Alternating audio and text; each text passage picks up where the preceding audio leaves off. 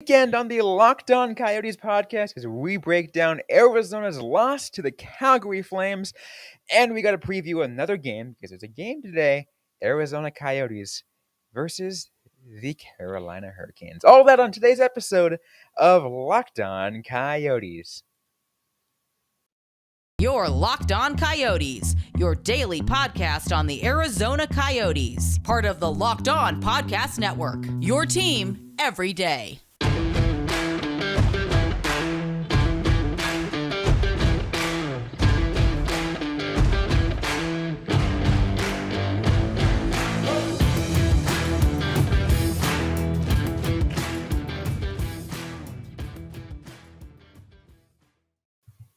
Welcome to the show, everybody. I'm Robyn Leonio. That's Carl Pavlik right beside me on this episode of Locked On Coyotes on Monday, April 18th, 2022. Arizona Coyotes had a pretty big loss. We're going to get to that in a little bit, but first I want to thank everyone for making Locked On Coyotes your first listen every day. We're absolutely free and available on all platforms, including on YouTube. We love your support. Really appreciate you guys all tuning in. But let's get to the nitty-gritty of it. First and foremost, Carl, a 9-1 loss to the Calgary Flames. It looked a lot close it looked like it was be okay after the first period, but the second period again happens, and then, oh my God, what happened? Yeah, it was definitely one of the biggest second period collapses that the Coyotes have experienced this season, which is just a common trend. We've talked about it all year round. The Coyotes do not have good second periods.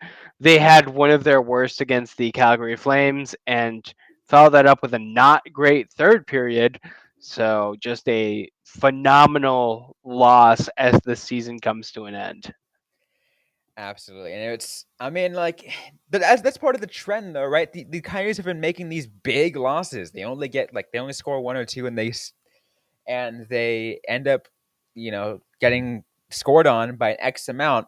I put a stat here, Carl, on Twitter. Yeah. 8 games played in the month of April. 8 games played. The Arizona Coyotes have been outscored 45-10. Yeah. Not good. Not good. I do think it's very important to note that this wasn't the plan for the Coyotes, to finish off the year. No. You could argue that trading Wedgwood was a tank move, something that you kind of expect. But the Coyotes have lost some of their best players, and Clayton Keller, Jacob Chikrin, and Lawson Krause touch so many areas of the game, especially this year. They are the two forward penalty killers, the two top penalty killing forwards from the Coyotes. They're some of the players that you put out there against another team's top line. It makes sense that they are going to struggle right now on both areas of the game. They're going to struggle to generate offense. They're going to struggle to keep the other team off the score sheet. Yeah, and again, as we mentioned too, let's not forget that this team is about 60 to 70% Tucson Roadrunners. Absolutely. Yeah. And I mean, in a better year, they would probably be developing in Tucson. I do think that losing games the way the Coyotes do, they're doing right now, that can hurt a development of a player. Absolutely. Yeah. Absolutely. And that's why, in the beginning of the year, you and I were talking about is make sure to try to keep the core players healthy, because you don't want to have to call players up. Yeah. Because we want to be able to keep the players in a stable position for an entire year. They don't have to freaking get thrown to the wolves, and they can develop correctly. And unfortunately, injuries after injuries, players get called up, and it just makes a whole mess out of everything else. And again, you can never ask for a perfect year. You can never, Yeah. because injuries are going to happen no matter what. But to this level, where pretty much the entire Roadrunners are on the Coyotes roster, it's ridiculous.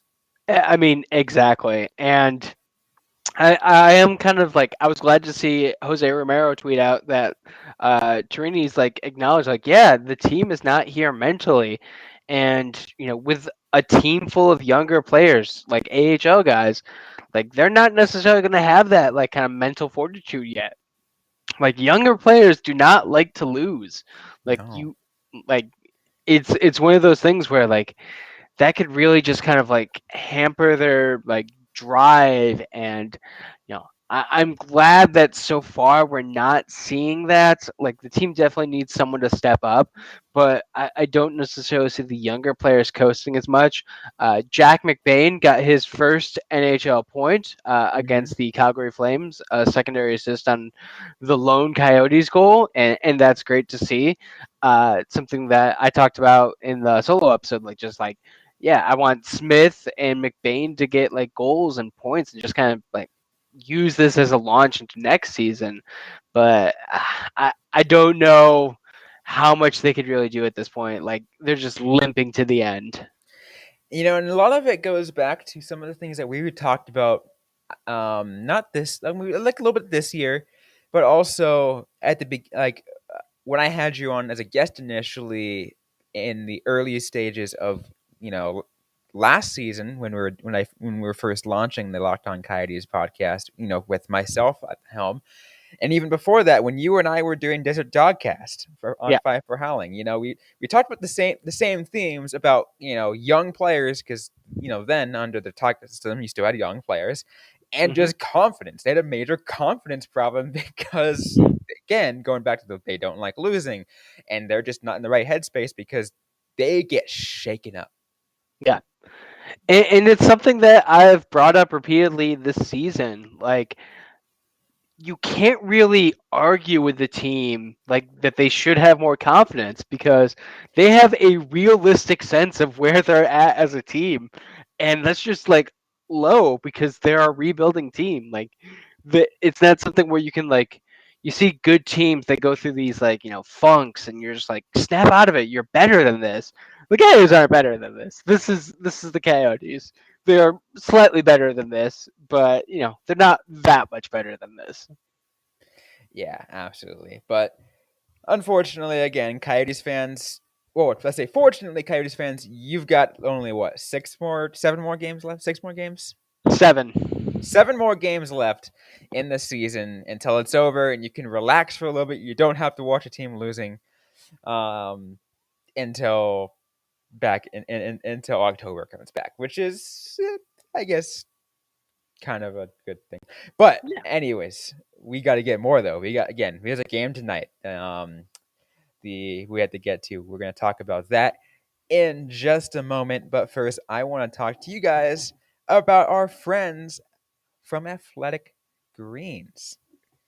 I want to tell you guys that they have this amazing new product, AG1, an amazing powder that really, really helps your gut health, helps your energy, helps your immune system, because it's better than just taking pills and vitamins because it's all that in one amazing powder you can just mix in your drink.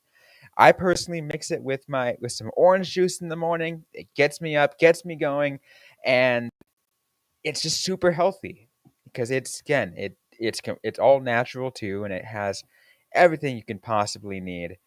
You don't have to buy hundreds of different kinds of vitamins.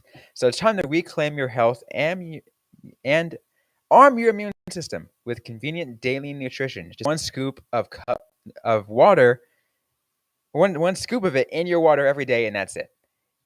No need for a million different pills and supplements. Just look out for your health. To make it easy, Athletic Greens is going to give you one free year supply of immune supporting vitamin D and 5 free travel packs with your purchase. All you have to do is visit athleticgreens.com/NHL network. Again, that is athleticgreens.com/NHL network to take ownership over your health and pick up the ultimate daily nutritional insurance.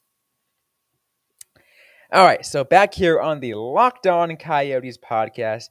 Once again, we want to thank everyone for making Locked On Coyotes your first listen every day. We also highly encourage you guys after this to go ahead and check out our friends of the Locked On Now podcast. They got nightly recaps of every NHL game with analysis from our local experts. It is also free and available wherever you get your podcasts. But now let's talk about a game tonight, Carl. Arizona Coyotes are back on the ice. They are playing the Carolina Hurricanes. Yep. They are playing what is currently the top team of the Metropolitan Division.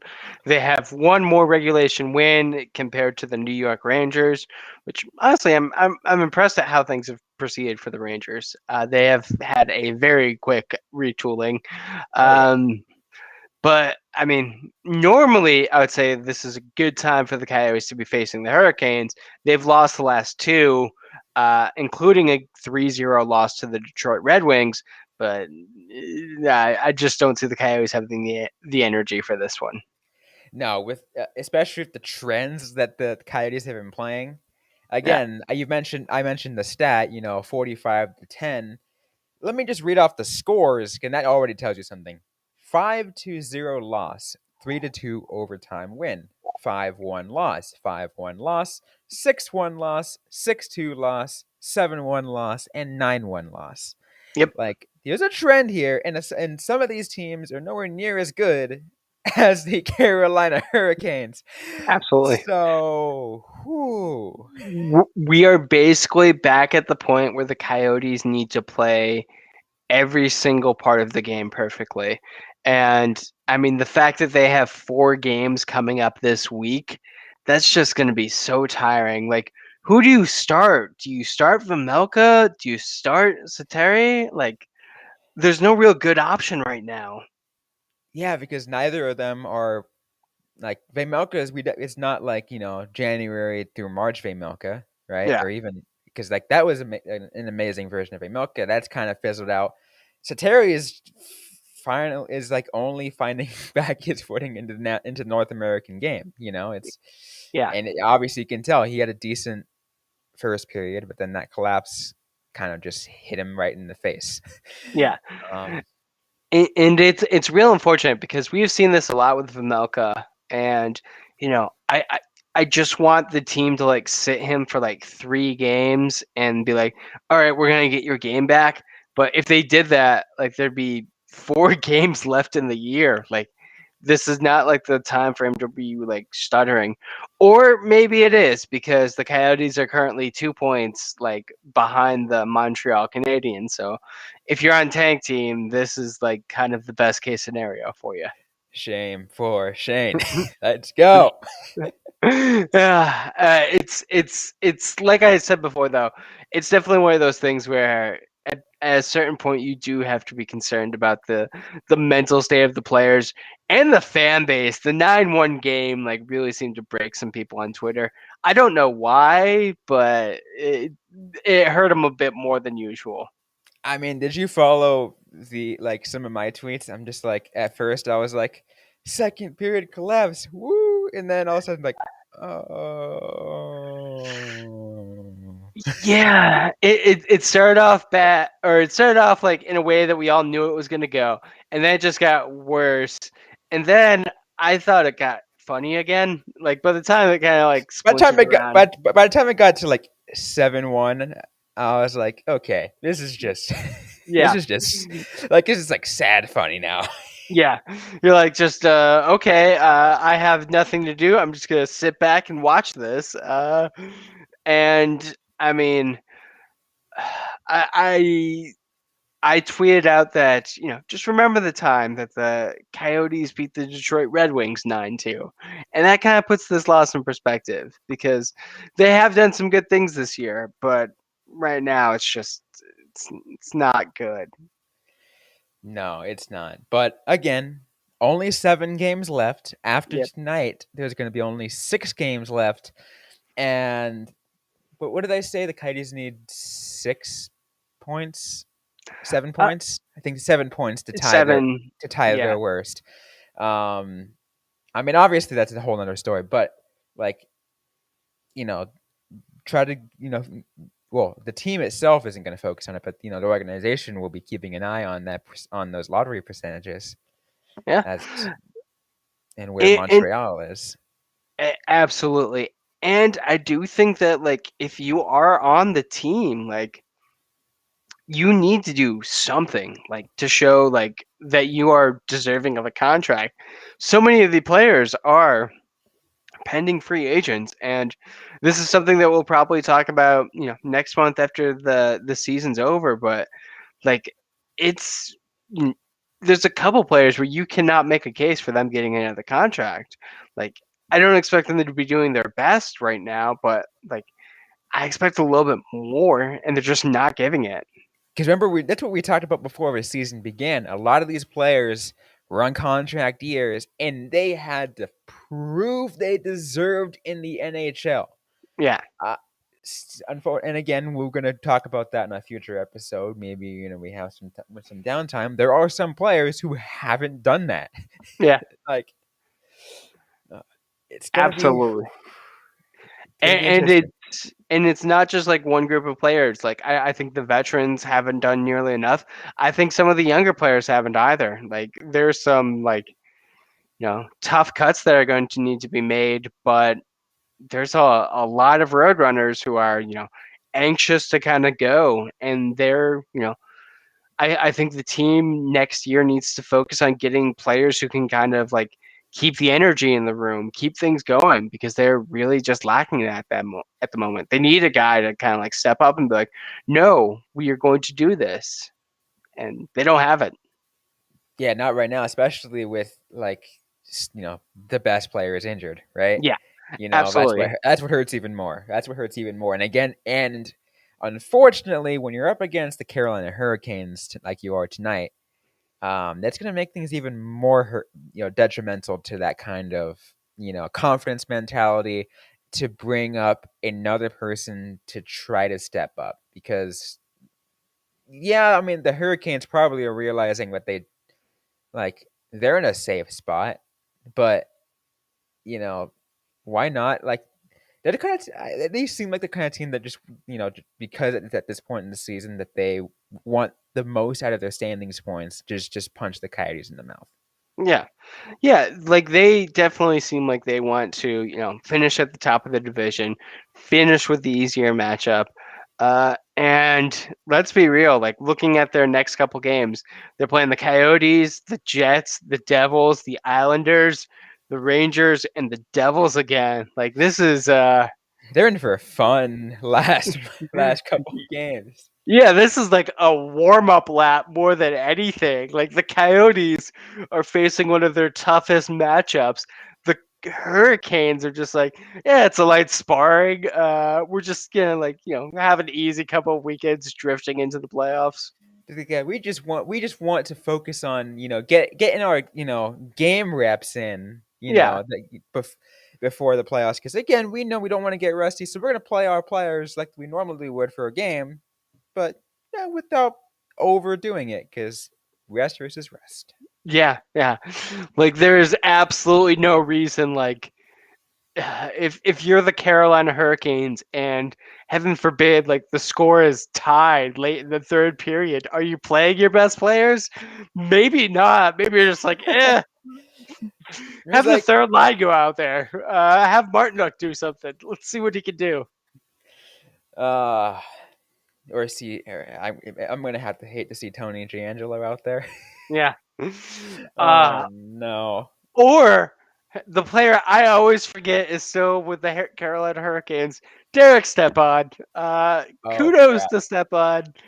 Always is like the ignored coyote. Uh, he's doing okay. He's doing okay with the Hurricanes. Yeah, he is. I forget he's there too. Yeah, It's exactly. Like how about another thing, another conversation that we were talking about with some of our colleagues at the Lockdown Network. Max Domi is on a Carolina Hurricane. What yeah, about those yeah. freaking what just those kind of players that you just don't like that they happen to end up on the Hurricanes?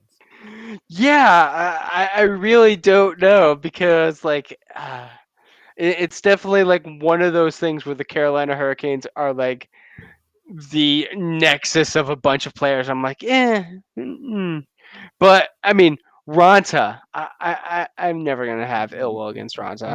Much love for Ronta. Yeah, But other than that, though, the term "bunch of jerks" turned in from a joke to kind of real. yeah. Art imitating life, and then life imitating art. Oh, absolutely fine. We still got more to get to on this episode of Locked On Coyotes. We got to talk about our predictions for tonight's game. All of that coming up in just a moment. But first, a couple words from Carl. First up, I have a message from our friends at BetOnline. BetOnline.net is the number one source for all your betting stats and sports information.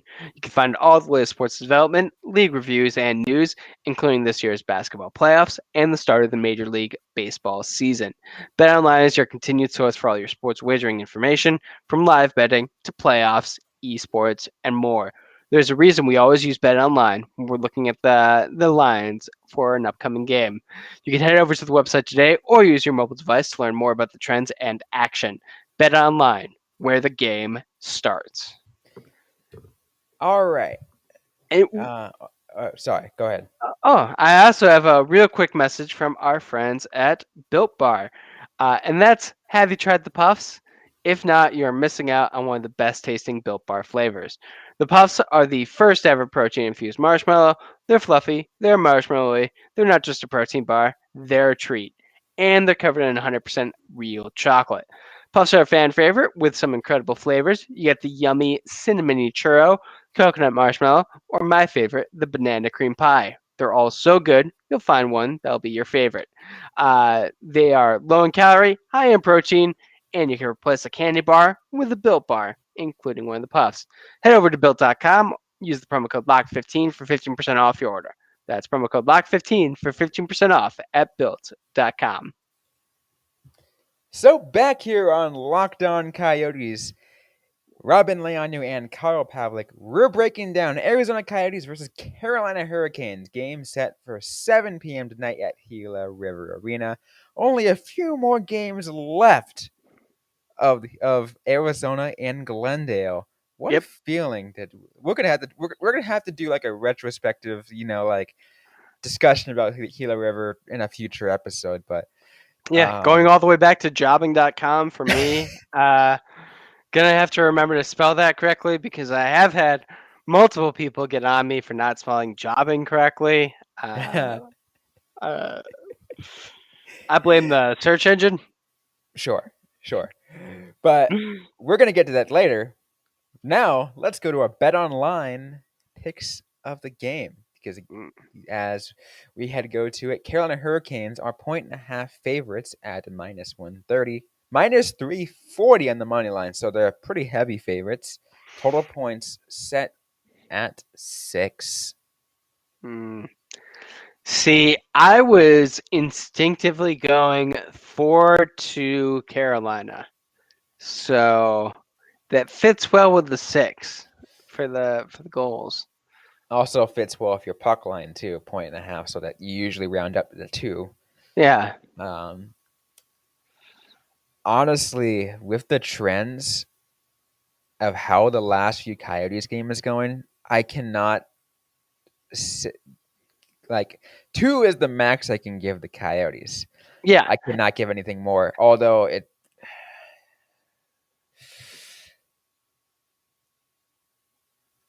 I'm gonna say okay, I'll give the Coyotes 2. I'm gonna give them the benefit of the doubt that they're good 2, but the trend continues of just battered Carolina Hurricanes will have scored 6.